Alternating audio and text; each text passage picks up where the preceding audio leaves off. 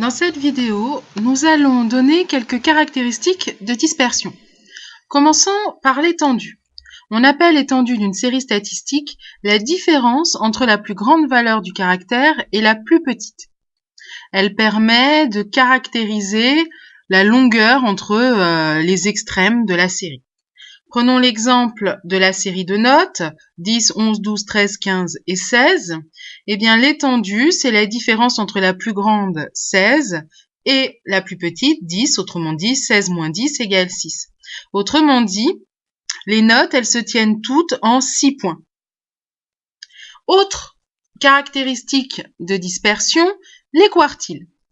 Dans une série statistique, attention, il faut que les termes soient classés par ordre croissant. Le premier quartile, qu'on note Q1, c'est la plus petite valeur de la série, telle qu'au moins 25% des données sont inférieures ou égales à Q1.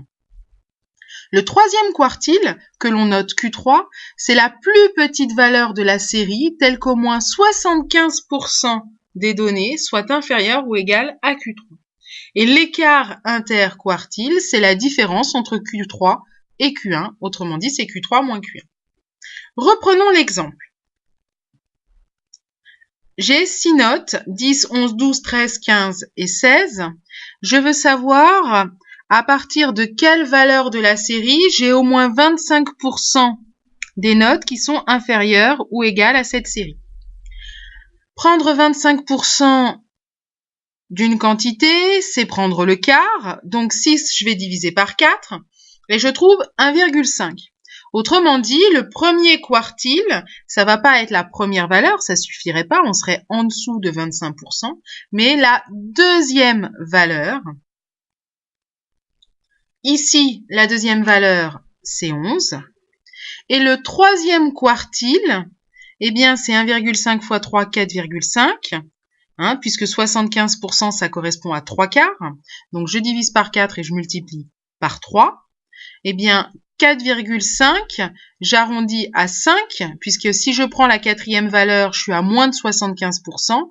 Par contre, à la cinquième valeur, j'ai au moins atteint 75%. Donc, c'est la cinquième valeur qui, ici, est 15. Et puisque j'ai moins de 25% en dessous, j'ai au moins 25% en dessous de 11 et au moins 75% en dessous de 15, eh bien, je vais avoir 50% des valeurs de la série qui se situent entre le premier quartile et le deuxième et troisième quartile, c'est-à-dire entre 11 et 15. L'écart interquartile, c'est la différence entre les deux quartiles Q1 et Q3. Autrement dit, c'est 15 moins 11, 4. Ça veut donc dire qu'on a 50% des notes qui sont situées dans un écart de 4 points.